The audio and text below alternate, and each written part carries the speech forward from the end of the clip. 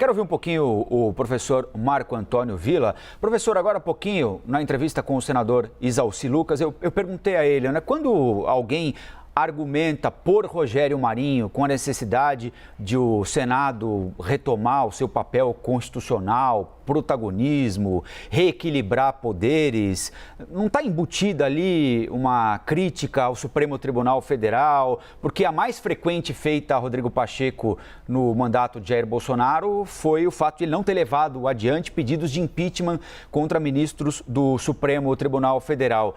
O senhor acha que por trás dessa argumentação perfumada tem uma intenção de estabelecer ali uma mesa diretora que possa dar vazão a ímpetos radicais? Eu acho que essa, Rafael, é uma possibilidade, né? É necessário destacar, e aí eu sempre trago, igual o presidente Dutra, ele falava o que diz a Constituição, né? O que diz o livrinho, era a expressão dele. Então, estou sempre com a Constituição aqui. E a Constituição é muito clara no artigo 52, inciso 2, que cabe exclusivamente, ou se preferirem, privativamente ao Senado Federal o impeachment, por exemplo, de um ministro do Supremo Tribunal Federal, né? A grande questão é que isso nunca ocorreu ao longo da nossa história republicana, desde a criação do Supremo Tribunal Federal e desde a Constituição, a primeira republicana de 1891.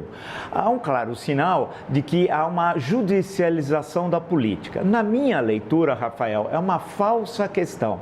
O Poder Judiciário, ele é inerte, ele só se movimenta quando provocado. O que significa quando provocado? Quando alguém, eu, você, um partido político, aciona, por exemplo, no caso em tela, o Supremo Tribunal Federal. Então, ele não age porque quer, ele age quando ele é provocado.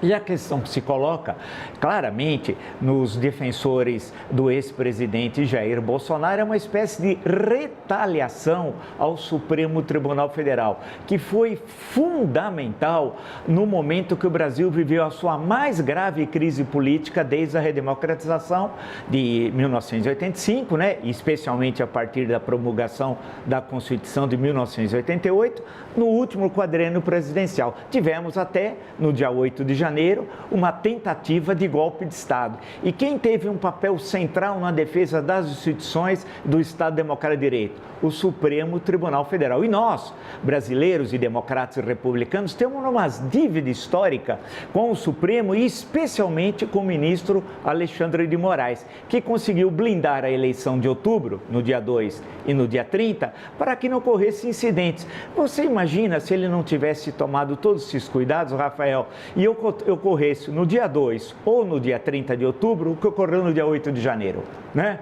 Quando foi feita aquela tentativa fracassada de golpe de Estado. Portanto, a questão que se coloca em relação à candidatura, na minha leitura, evidentemente, de Rogério Marinho, é uma tentativa de retaliação em relação ao Supremo Tribunal Federal. E vale destacar, por fim, que o presidente do Senado e do Congresso, como reza a Constituição, Rodrigo Pacheco, agiu de forma muito firme durante o seu primeiro mandato à frente do Senado Federal. Ele tem uma sólida formação jurídica. Lembrar que, como deputado federal, ele foi presidente da CCJ, salvo engano, presidiu o OAB também de Minas Gerais e agiu, dentro da minha leitura, de forma muito correta no último biênio. E deve ser, apesar que voto secreto pode acontecer de tudo, e deve ser reeleito hoje presidente do Senado Federal e, por tabela, presidente do Congresso Nacional.